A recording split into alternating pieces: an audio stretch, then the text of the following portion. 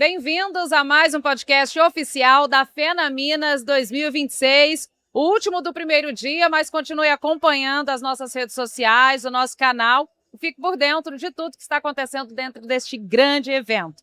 E agora vamos falar sobre inovação. Eu recebo a Daniele Moreira, ela que é do Sebrae, e o Fernando Dias, que é head de inovação da Unipan. Muito obrigada pela participação de vocês aqui, sejam muito bem-vindos. Nós que agradecemos, Maria Clara, pela oportunidade de poder falar um pouquinho mais desse movimento de inovação que nós temos aqui em Patos de Minas. Muito bom, obrigada, Fernando, bem-vindo.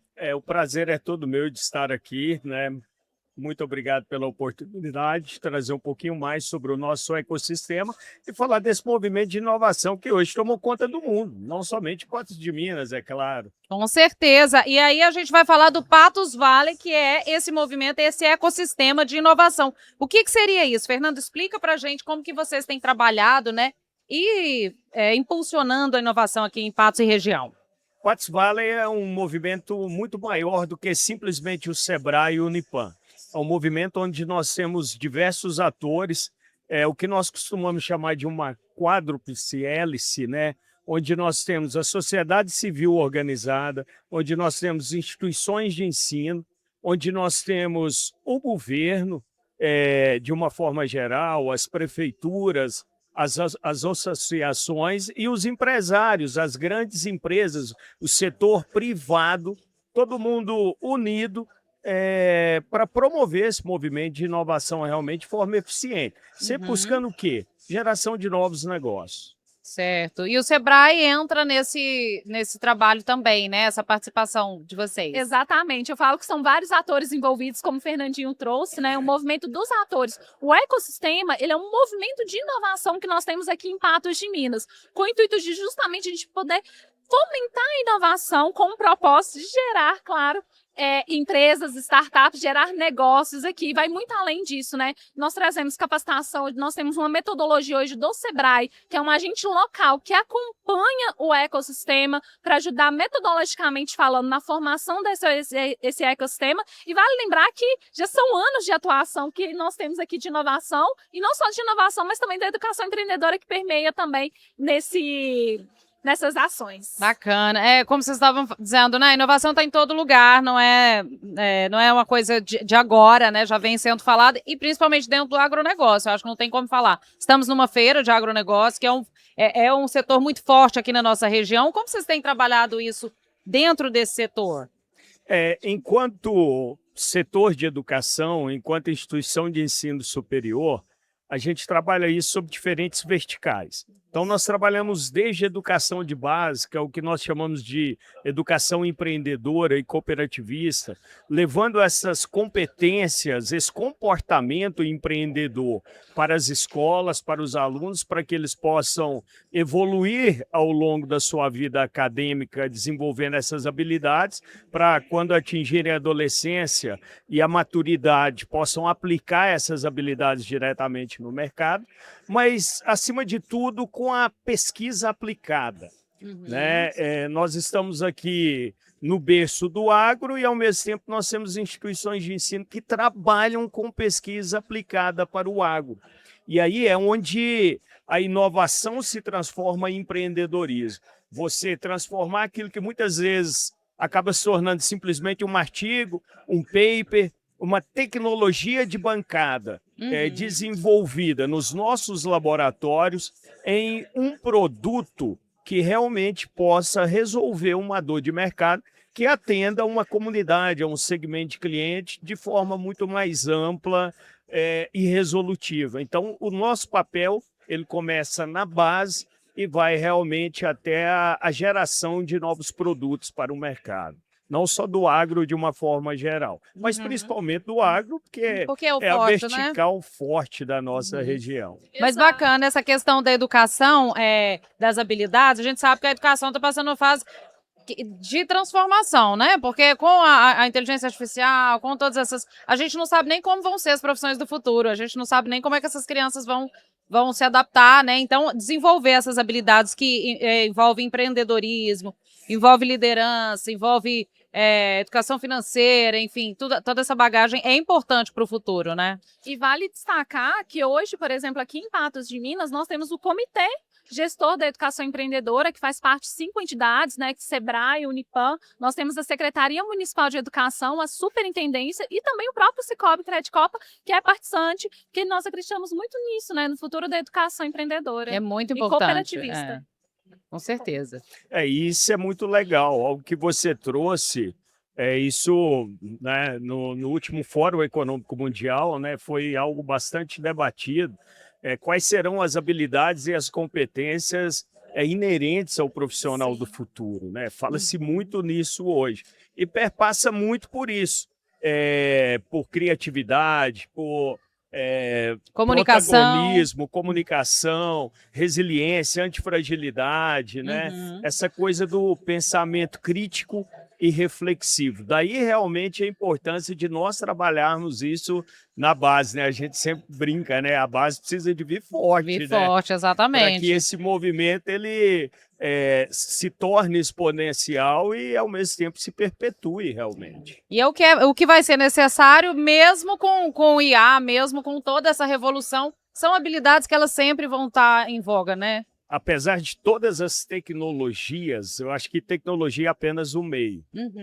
Os negócios, o final da tecnologia ainda é por pessoas e para pessoas. Com certeza. As pessoas, elas jamais deixarão de ser protagonistas em relação ao que quer que seja. Acho que elas só vêm para facilitar, para nos ajudar a sermos mais assertivos, mais rápidos e melhores orientados em relação a processo. Com certeza, eu concordo. E trazendo essa parte de processos, inovação, e principalmente do agronegócio, dentro do próprio ecossistema Patos Valley, nós temos algumas startups que participam desse movimento, e uma, inclusive, é a Predativa, né? Que é voltado justamente para esse controle biológico dentro das propriedades, e que é uma startup com foco em inovação no agro. Ah, que bacana. E tem a ver com bioinsumos? Como é que é esse trabalho? Ela chama Predativa, é justamente um controle biológico dentro das fazendas para sim. controlar pragas e etc. Sim, é o bioinsumo, que é um movimento forte no mundo todo de controle exatamente. natural, né? Para a gente deixar de usar o químico. E é uma spin-off é o futuro. Começou dentro da instituição de ensino, né, com o desenvolvimento de um trabalho de pesquisa e evoluiu e hoje está no mercado. Hoje nós falamos muito, né, da questão dos agroquímicos, de diminuir o uso, de conservação, de manejo de solo e de uma série de coisas. O mercado de bioinsumos cresceu, né, absurdamente. E é uma startup. O Brasil é um dos países que mais usa, inclusive. Mais utiliza o bioinsumo. A gente bioinsumos no mundo, exemplo. né? E é uma startup voltada realmente para isso. Exemplo de sucesso, vamos dizer assim, da educação empreendedora levada a cabo, né, até se tornar uma spin-off acadêmica. Que legal isso aí. E já tem muito tempo que foi criado? A Predativa é uma empresa que já deve estar no mercado há mais ou menos uns 3 anos. E assim como a Predativa, internamente, dentro do nosso ecossistema, nós temos processos de dinamização da cultura empreendedora, onde a gente incentiva os jovens a terem ideias, pensarem, modelarem sobre o negócio.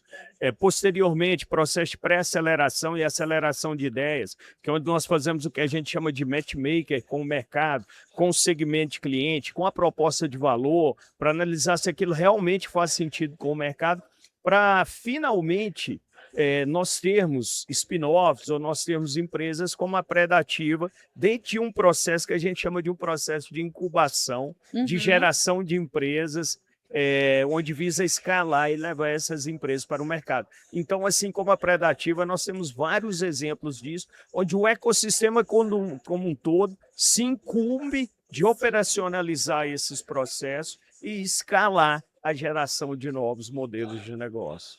Muito bom. E quem quiser conversar com vocês, entender mais sobre esses processos, alguém que está passando pela feira, vocês estão em algum espaço aqui, tem o stand da Unipan? O Sebrae está junto? Como é Sim. que as pessoas devem fazer para procurar Tanto vocês? o Unipan quanto o Sebrae, ambos nós somos apoiadores, né, da Fenaminas, e ambos temos estantes que eles podem nos procurar para trocar uma conversa, tomar um belo café, né? A gente sempre fala no meio de uma conversa, uma conversa, né? Café não do dá pra Cerrado negar. Mineiro, o melhor do mundo.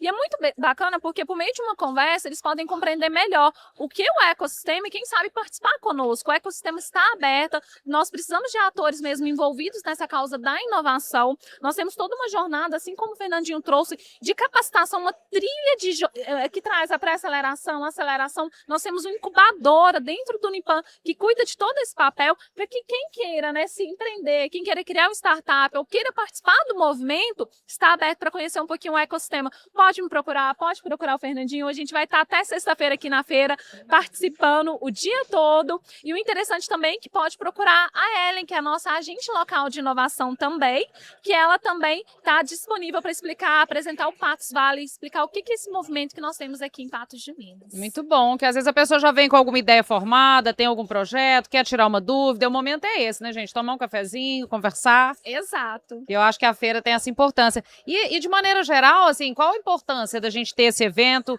o espaço que não é só para negócio, ele vai muito além, né? Tem a parte do lazer, tem a parte da educação. Vocês estavam ali, né? Agora há pouco estava tendo palestras, painéis. A educação ela é importante não só na base, mas o produtor rural também precisa muito desse apoio, né? Desse suporte. Ele está ali tão envolvido no trabalho que ter alguém, ter uma orientação e pessoas sempre muito boas que estão aqui falando e trazendo a experiência é importante, né, Fernando? Você que está na área da educação, você... Eu acho que a questão da educação, da orientação ou das diversas maneiras pelas quais ela se manifesta, ela realmente transcende as barreiras das universidades, das escolas. Eu acho que a Fenaminas é uma oportunidade para isso. Como você bem disse, não só para novos negócios, mas para network, para aprendizado, para trocas e obviamente, para que nós possamos imaginar um futuro melhor para o agro, para a vida das pessoas, para a sucessão familiar e para tudo que está acontecendo, essa loucura do clima. É muita coisa envolvida dentro de um único espaço como esse. Então, com certeza. Movimentos como esse, promovidos aqui pelo Cicobi Credicopa, são muito importantes no sentido de socialização, de conhecimento, que é algo muito mais amplo. Com certeza. E sem contar as diferentes entidades, que, né, esse encontro que tem, hoje teve a abertura oficial, você vê políticos, você vê entidades, você vê empresários, você vê produtores rurais, está todo mundo ali em prol do fortalecimento do setor, né? Isso é muito importante. Eu falo que a gente está num momento muito propício, né, da governança aqui em Patos de Minas, onde todos se unem no mesmo propósito, né? Exato. Particularmente a Fenaminas, o Sebrae apoia desde a primeira edição por acreditar justamente nessa iniciativa. O nosso gerente regional, que é o Marcos Geraldo, ele é do agronegócio, ele atuou por anos voltado nos projetos setoriais, inclusive do Cerrado Mineiro, do café do Cerrado Mineiro. Então, para nós é relevante e principalmente traz esse ponto que você falou, Maria Clara, essa parte de capacitação e de gestão. Então, a gente está aqui para orientar, para passar dicas, para nortear nessas questões de capacitação que o Sebrae tem voltado para o agronegócio. E, em especial, esse ano também, a gente está fazendo uma ativação do Reload, que é o nosso maior evento de marketing digital. Então, quem queira conhecer, queira participar, será em agosto. A gente está com essa ativação também lá no nosso estande. Ah, que bacana. Então fica o convite, né, gente? Para quem quiser falar com vocês vão estar aí até sexta. O stand da Unipan está aqui bem do nosso lado, bem pertinho do podcast. E vocês estão por lá também? Nós também estamos pertinho. Só virar a esquina, né? Que chegou. Não tem erro, gente. Obrigada pela participação de vocês, viu? Parabéns pelo trabalho. Obrigada, Fernando. Um prazer, sucesso para vocês. Obrigada. Obrigada. Bom, e continue acompanhando toda a nossa programação. Amanhã tem muito mais. A gente está mandando tudo em tempo real para o Instagram. E até a próxima.